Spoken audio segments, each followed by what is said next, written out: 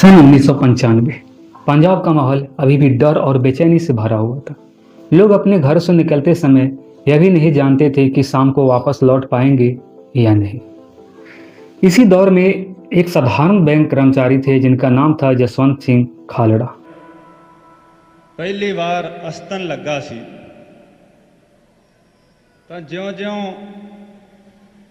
ਉਹ ਆਪਣਾ ਪੰਧ ਮੁਕਾ ਰਿਹਾ ਸੀ, ਚਾਨਣ ਘਟ ਰਿਹਾ ਸੀ।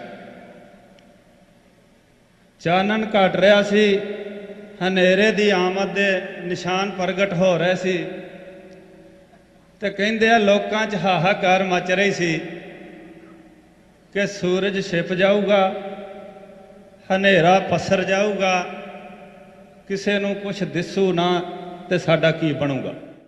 वह न कोई नेता थे, न कोई बड़ा अधिकारी, न ही उनके पास कोई सरकारी ताकतें थी, लेकिन उनके पास एक चीज थी, सच जानने की जिद।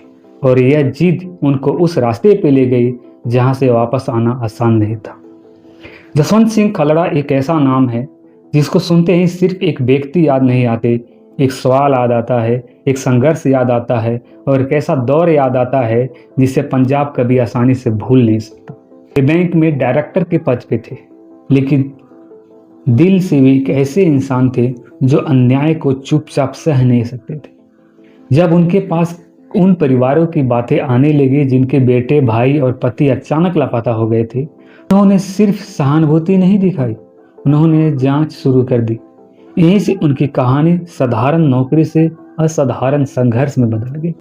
कई परिवार एक ही प्रश्न लेकर भटक रहे थे, हमारा बेटा कहाँ गया, हमारा भाई कहाँ गया, जिसे हिरासत में लिया गया उसका कोई रिकॉर्ड क्यों नहीं है। किसी के पास कोई जवाब नहीं था, लेकिन जसवंत सिंह खालड़ा जी ने जवाब पाने के ठान लिए। उनके मन में एक प्रश्न बार बार उठता था, इतने लोग गायब हो रहे हैं तो उनका रिकॉर्ड कहीं ना कहीं तो होगा।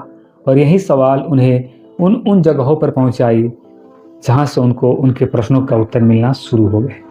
यही सवाल उन्हें शमशान घाटों, रजिस्टर और फाइलों तक ले गया।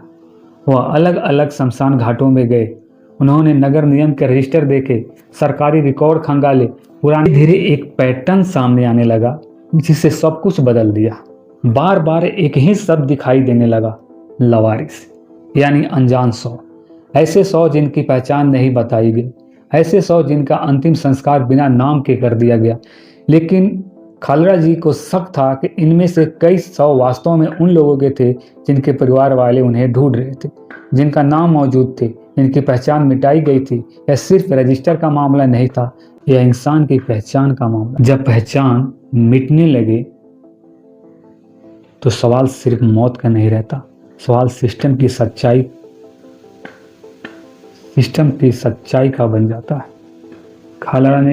खालड़ा जी ने इस मुद्दे को अपने तक सीमित नहीं रखा।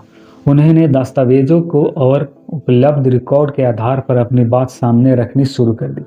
धीरे धीरे यह मामला बाहर आने लगे, पंजाब से निकलकर देश भर में फैलने लगे।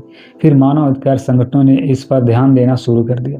अब खालड़ा जी सिर्फ एक बैंक कर्मचारी नहीं रहे थे, उन सच्चाई की आवाज बन गए थे जिसे बहुत लोग दबा देना चाहते थे। और यही वह मोड़ है जहां खतरा भी बढ़ गया। सच अक्सर अकेला होता है, लेकिन जो सच के सामने लाता है उसके चारों तरफ सबसे पहला डर खड़ा होता है। जसवंत सिंह पर दबाव बढ़ने लगा, माहौल और संवेदनशील होने लगा। उनकी आवाज जितनी दूर तक जा सकती थी उतना ही उनके लिए खतरा बढ़ रहा था।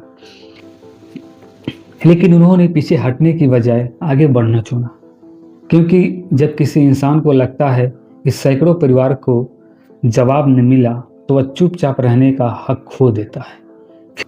फिर आया 6 सितंबर 1995। उस दिन वे अपने घर के बाहर थे। कुछ गाड़ियां आई, कुछ लोग उतरे और कुछ ही मिनटों में जसवंत सिंह को अपने साथ लेकर निकल गए। उसके बाद वे कभी वापस लौटे ही नहीं। उनके पत्नी और परिवार उन्हें ढूंढते ढूंढते थक गए। हर जगह पूछा, हर रास्ता अपनाया, लेकिन जवाब नहीं मिला। यह सिर्फ एक गुमशुदगी नहीं थी, यह एक ऐसे इंसान की कहानी बन गई थी जिसने दूसरों के लिए सवाल उठाए थे और फिर खुद सवाल बन गए।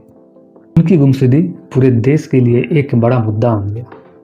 मामला अदालत तक पहुंचा, जांच एजेंसियां सक्रिय हुई, गवाहों के बयान दर्ज हुए, दस्तावेजों की जांच शुरू हुई और सालों तक कानूनी प्रक्रिया चलती रही। आखिरकार अदालत ने उपलब्ध साक्ष्यों के आधार पर कुछ पुलिस अधिकारियों को अपहरण और हत्या के मामले में दोषी ठहराया। यह फैसला सिर्फ एक केस का अंत नहीं था, यह उस विचार की पुष्टि थी कि सवाल पूछना अपराध नहीं है और जवाब देना सिस्टम की जिम्मेदारी है। आज भी जसवंत सिंह खालड़ा का नाम मानव अधिकारों की लड़ाई में लिया जाता है।